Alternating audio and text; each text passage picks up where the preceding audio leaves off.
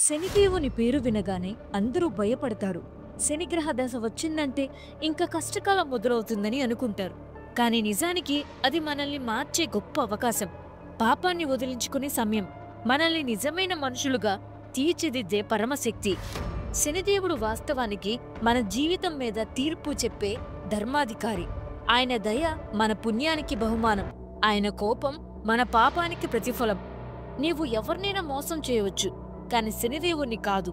నీ కర్మ ప్రకారం నువ్వు సంపాదించిన ఫలితాన్ని ఇస్తాడు. మంచి కర్మలకు మంచి, చెడు కర్మలకు చెడు ఫలితాలు ఇస్తారు. కర్మ ప్రకారం ప్రతి ఒక్కరూ ఫలితాన్ని అనుభవించాలి. తండ్రి అయిన సూర్యుడు తప్పు చేసిన శిక్ష తప్పలేదు. ఇది శనిదేవుని ధర్మ స్వభావం. ఇంతటి శక్తివంతమైన శనిదేవుని కథేంటో ఇప్పుడు తెలుసుకుందాం. బ్రహ్మాండం ఇంకా పసిపాపలా ఉన్న కాలంలో సూర్యదేవుడు అందమైన, మంచి గుణాలు, భక్తి శ్రద్ధలతో కూడిన విశ్వకర్మ కుమార్తె సంధ్యను వివాహం చేసుకున్నాడు. అయితే సూర్యుని ప్రకాశం మరియు వేడి సంధ్య భరించలేకపోయింది. ఆయన తేజస్సులు తట్టుకోలేక సంధ్య తాత్కాలికంగా ఆయనను విడిచి వెళ్లాలని నిర్ణయించుకుంది. సూర్యదేవుని తేజస్సులు తట్టుకునే శక్తి పొందేందుకు తపస్సు చేయాలని ఆమె సంకల్పించింది. ఈ విషయం చెప్తే సూర్యుడు అంగీకరించడేమో అనుకోని తన స్థానంలో ఉండి సూర్యుని సేవించేందుకు తన నీడకు ప్రాణం పోసి ఛాయాదేవి అనే రూపాన్ని సృష్టించింది. ఈ మార్పిడి విషయం తెలియని సూర్యుడు ఛాయను తన భార్యగా భావిస్తాడు. కాలక్రమంలో ఛాయకు శనిదేవుడు జన్మించాడు. ఛాయాదేవి నీడ కాబట్టి నల్లగా ఉండటంతో శనిదేవుడు కూడా నల్లని వర్ణంతో పుట్టాడు.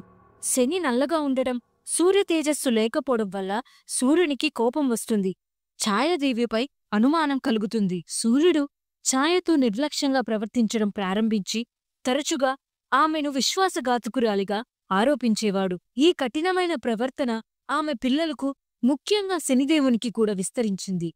శనిది నల్లని వర్ణం కావడంతో సూర్యదేవుడు ఆయన దివ్య స్వభావంపై సందేహం వ్యక్తం చేసి అతని పట్ల తక్కువ ప్రేమ చూపించాడు.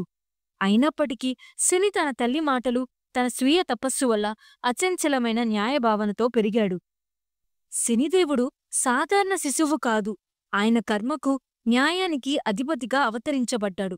తన తండ్రి సూర్యదేవుడు తన తల్లి ఛాయ పట్ల, తన పట్ల చాలా నిర్లక్ష్యంగా, చులకనగా ఉండడం గమనిస్తూ శనిదేవుని అంతరంగంలో అసహనం పెరిగింది. తనకి తన తండ్రి చర్యలు అన్యాయంగా కనిపించాయి. తన తండ్రిని ఎదుర్కొనేందుకు ఆ మహాదేవునికి ఘోరమైన తపస్సు చేసి అపారమైన శక్తులు పొందాడు. తన భక్తి మహాదేవునికి సంతోషాన్ని కలిగించింది. అందువల్ల ఆయనను కర్మ మరియు న్యాయాధిపతిగా అభిషేకించాడు. శనిదేవుడు తన తండ్రి ఎదుర్కోవాలని నిర్ణయించాడు. తన దృష్టితోనే సూర్యుని కాంతిని తగ్గించాడు. అతని తేజస్సు క్రమంగా తగ్గిపోయింది.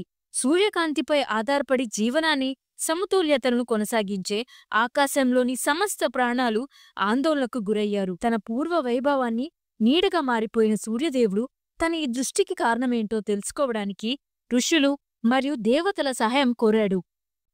వారు సూర్యదేవునికి ఇది శనిదేవుని కర్మఫల న్యాయ ఫలితమని వెల్లడించారు. సూర్యుడు తన కుటుంబంపై చూపిన గర్వభావం మరియు అన్యాయమే ఈ పరిస్థితికి కారణమని వివరించారు. తన తప్పులను గ్రహించిన సూర్యదేవుడు పశ్చాత్తాపం అనుభవించాడు. ఆయన శనిదేవుని దగ్గరకు వెళ్లి తన ప్రవర్తనకు క్షమాపణలు చెప్తాడు. ఇకపై తన తల్లికి, తనకి తగిన గౌరవం, న్యాయంతో చూడాలని వాగ్దానం చేశాడు. శనిదేవుడు కఠిన స్వభావం కలిగిన వాడైనా కరుణారహితుడు కాదు. ఆయన తన తండ్రి క్షమాపణను అంగీకరించాడు. సూర్యదేవునిపై వేసిన శాపాన్ని తొలగించి ఆయన తేజస్సును మరియు శక్తిని పునరుద్ధరించారు. శనిదేవుడు కర్మాధిపతిగా తన ధర్మాన్ని కొనసాగిస్తూ విశ్వంలో దేవతల మధ్య కూడా న్యాయం నెలకొనడానికి కృషి చేశాడు. శనిదేవుడు వైశాఖ వైద్య చతుర్దశి అమావాస్య రోజున జన్మిస్తాడు. అందుకే ఆ రోజు శని అమావాస్య లేదా శని జయంతిగా జరుపుతారు. శనిదేవుడు ఒక వ్యక్తికి పుట్టినప్పటి నుండి 16 సంవత్సరాల వరకు తన ప్రభావం చూపరట. శివపురాణంలో మహర్షి దదీచికు, స్వర్చాదేవికు పిప్పల్లాదుడు జన్మించాడు.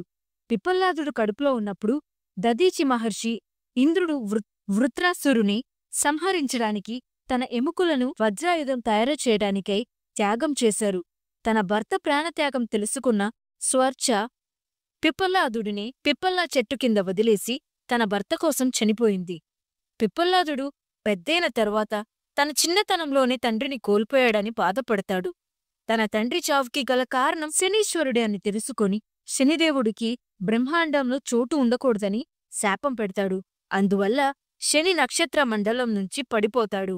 దేవతల కోరిక మేరకు పిప్పల్లాదుడు శనిదేవుడు ఒక వ్యక్తికి 16 సంవత్సరాల వయస్సు వరకు తన ప్రభావం చూపకూడదని మాట తీసుకున్నాక క్షమిస్తాడు. పురాణాల ప్రకారం హనుమంతుడిపై, గణేశుడిపై శని ప్రభావాలు ఉండవు. రామాయణంలో శివుని వరం వల్ల రావణుడు అజేయుడుగా వెలుగొందేవాడు. తన కొడుకైన మేఘనాథుడికి కూడా అదే విధంగా ఉండాలని ఈ గ్రహాల ప్రభావం తన కొడుకుపై పడకుండా తాను పుట్టేటప్పుడు నవగ్రహాలను అపహరిస్తాడు.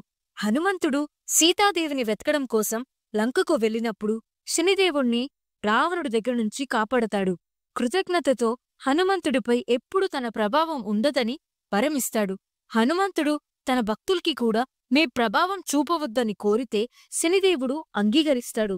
అందుకే శనిదేవుని శనివారం పూజిస్తారు. శని దృష్టి పడినంత మాత్రాన భయం కాదు, అంతర్గత పరిశీలన చేసుకుని మార్పు అవసరమని చెప్తారు. ఆయన చీకటి కాదు, మీలో ఉన్న అంధకారాన్ని తొలగించే వెలుగు.